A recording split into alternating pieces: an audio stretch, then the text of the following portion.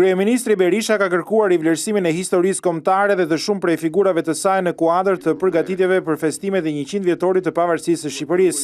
Në mbledhjen e Komitetit Ndërministror për organizimin e këtij eventi të rëndësishëm, kreu i ekzekutivit ka kërkuar që agjenda festive të ketë një karakter mbarkombëtar.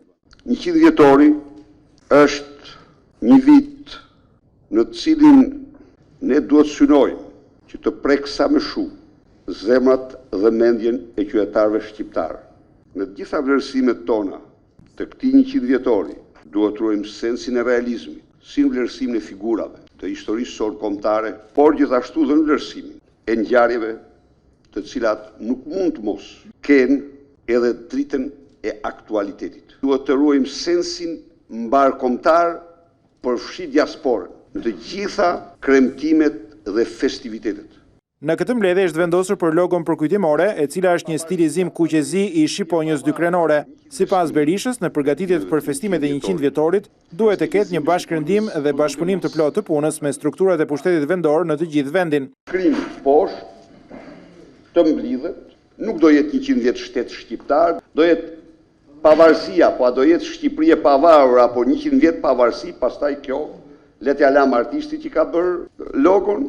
Artisti është Zeni Ballazhi, është kosovar. Në të gjitha rrethet e vendit të parashikohen ngjarje, kremtime, zhvillime, ridimensionime të gjithçkaje që është e lidhur me 100 vjetorin e pavarësisë. Në këtë mbledhje, Kryeministri Berisha kërkoi nga Ministria e Mbrojtjes që të përshpejtojë procesin e rikthimit në adhe të eshtrave të mbretit Zog dhe njëkohësisht ringritjen e varrezës mbretërore në kodrat e liçenit artificial të kryeqytetit.